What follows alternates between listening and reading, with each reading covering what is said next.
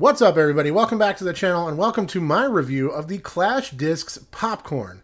The Popcorn is a low-profile, flat-topped, beadless putter from relatively new company on the market, Clash Discs, out of Finland. Big thank you to Clash Discs for sending me these to test, review, to evaluate, to show off here on the channel.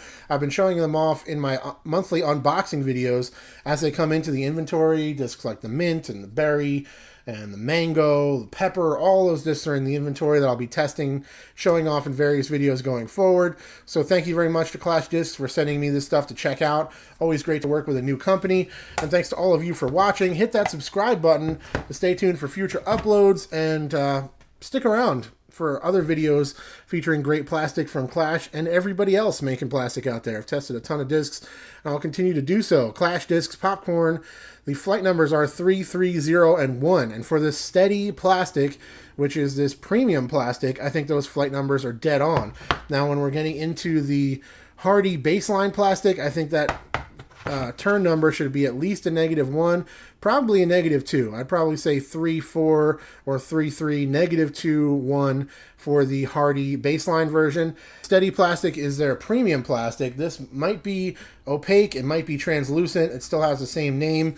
This stuff feels really nice, though. It's kind of akin to like the Castaplast premium plastic in terms of the way it looks and the way it feels. It's got a nice little bit of flexibility to it, but not a lot. It's not like floppy, but it has a good give under the thumb. Nice tacky grip to it. You can kind of hear the squeaky grip under my fingertips there. Really sure grip. Nice feeling plastic for sure. And I think anybody who's manufacturing discs should be trying to make sure they're putting out glossy white premium plastic discs on the market, because disc dyeing is huge right now, and I'm sure a ton of people are buying discs just because they can get them in a nice white premium plastic like this that is a perfect medium to then dye any color that you want on top of it. If you have a blue disc, then you have to worry about the color palettes and which colors are going to clash and whatever else. It's less of a concern with a white disc. You can do any kind of color patterns you want. I really like the simplicity of the stamp on this thing. Very clean, not a lot of extraneous information. You got the flight numbers, you got the name of the disc, you got the name of the company, name of the plastic, a little logo there, nothing much. Very simple, easy to read stuff, which I think is great. And again, the black stamp is perfect. Dye right over the top of it, and all the information will still be there. This disc has a little bit of a kind of squared front edge there. It's not much of a shoulder to the disc, a little bit slants down into that kind of squared off front edge, and has a little bit of a soft kind of gradual angle on the underside there. All very comfortable though, no flashing, very clean manufacturing on the Clash stuff. I've been impressed with the feel of all of it. I think the plastic is very nice, and the molding is coming out real clean. There's a little bit of flashing there on the parting line, which you might be able to see. See that little bit of an edge there, right on the outside there, but it's not something you notice when you're holding the disc. Really no problem whatsoever.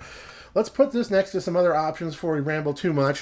First of all, its main competition in terms of a thrower for me is the Opto Pure 3, 3, -1 and 1. So a little bit more understable according to the numbers. For the premiums, I don't really think there's that much of a difference in terms of the flight of these two.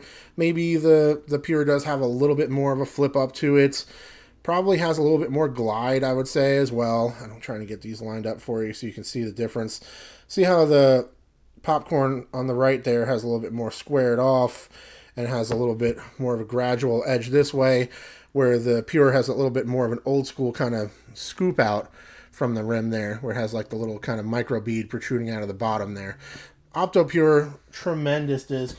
Highly recommend that to just about anybody. Another one in the inventory that happens to have the same flight numbers I thought would be cool to throw it next to is the Discmania Sensei 3301 flight numbers again. This one is an old glue die I did quite a while ago. I've had this thing in the inventory for a long time, and since I just kind of bought it one day to support a new local shop that had opened up, it's been kind of on the back burner with so many other discs in the inventory to test and review, stuff that people sent me and whatever else, that the Sensei is just kind of hanging out. Let me know if you want to see a full review on this disc. I don't know if anybody's really interested in it or not, to be honest. It does feel really nice though, and I've only thrown it maybe once, maybe not. I can't even remember, but same flight numbers, great feel as well. A couple other ones. I wanted to show you the Butter from Clash Discs. This is their only other kind of standard putter that they have in the lineup so far that I'm aware of. 2301. So it's a little bit slower, and I would say it's a hair kind of more stable. Based on my testing, the Butter has got that slow, kind of straight, stable flight to it. Doesn't flip up too much.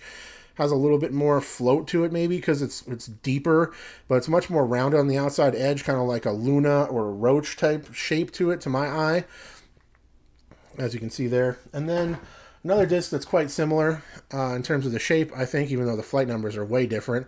Kind of wacky flight numbers on the Keystone. I don't think it glides a lot, but 5 is a little bit much for any putter in terms of my perspective for the glide number there. But you can see it's got that kind of squared shape to it, kind of like the Popcorn does, but it has a little bit more of a flat underside edge there. So that's the steady version. And again, I think this one flies dead on to the flight numbers. I think these should be at least a -1, probably a -2 for the Hardy based on my experience. This plastic is much more firm. I wiped the stamp on this one because I found this stamp was quite distracting when I was putting. Some of the sun was kind of reflecting off of that and causing me problems when I was lining up my putts. So this one is my main putter right now. It's doing well. I've hit some pretty good putts with it for sure. This plastic is very interesting though, quite unique. It is very firm. You can see it has almost no flexibility to it whatsoever, but it's very grippy, kind of like a waxy, tacky feel that really pops out of the hand nice. It really feels secure in your grip. I like the feel of these quite a bit. What is interesting about them is this kind of speckled nature to the plastic here. Hopefully you can kind of see. Here, I'll zoom you in a little bit. See if we can get a better look at this. There, you can see it kind of like delaminates there. See how it's coming through the underside there? There's some like delaminations right there where it's almost like peeling. Like I could grab that little piece hanging there and pull it off. And yeah, it does that kind of throughout the surface of the disc. See right there. And I've also noticed that this stuff does, oh, now I'm zoomed in too much. This stuff does take wear pretty quick as well. Like you can see all the little nicks and dings just from a few rounds of putting and throwing these, and also getting my testing done out there at Rooster Rock for the flight footage we're going to look at in just a little while. There's another little speckle that comes through there. So in terms of this plastic, the feel is great. I really like how low profile and flat it is, how it pops out of my hand. Very secure feeling grip, but it's definitely on the lower end of the spectrum in terms of durability. I'd probably put it on par with like the Luna plastic and the stuff they mold up the Fierces in. Those are two of the kind of lower durability plastics I've tested over the last several years, and this plastic probably be on par with that. You can see right there, it took some damage on that spot right there. And that's kind of to be expected with baseline, but yeah, probably a little bit less durable than maybe like a Latitude 0 plastic or something like that. I think those would probably hold up better over time. But not a deal breaker, but these are definitely more understable when they start out, and they are going to, I'm sure, get more understable more quickly. This one actually hit a tree during my last round and has kind of warped as well, which I didn't even notice until I took it out to start filming this video, but it's actually got a warp to it. I've not seen if that changes the flight, but again, if I'm throwing this thing off the tee, I'm looking for it to be flippy, so I'm not really too worried about the fact that they're more understable and they're going to kind of break in, because I'm looking to flip them up on different lines and have them kind of move soft to the right, and I'm definitely not throwing them for shots where I want them to hyzer out at the end, that's for sure. Okay, let's talk about the flight of this thing real quick before my camera dies. So as we said, the Hardy ones are definitely more understable. Steady flies pretty true to the numbers, pretty neutral.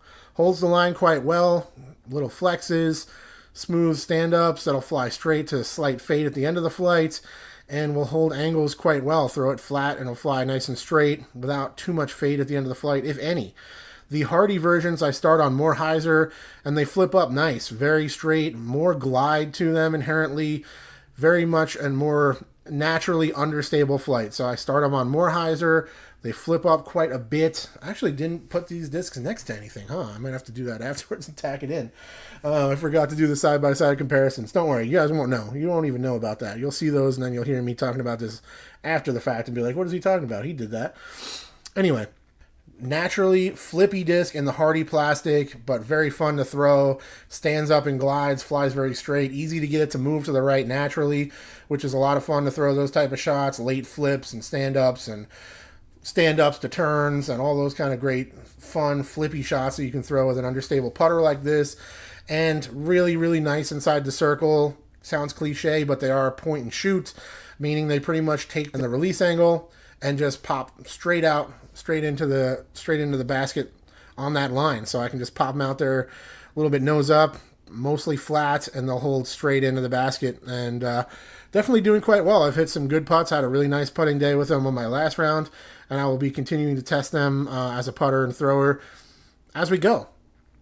So that's it for this video. Big thank you once again to Clash Discs for sponsoring this video by sending me these to test and review. Hit the subscribe button and stay tuned for future uploads showing off lots more Clash Discs and all the other different companies, manufacturers, and brands out there that I work with and that I will be testing and showing off on the channel.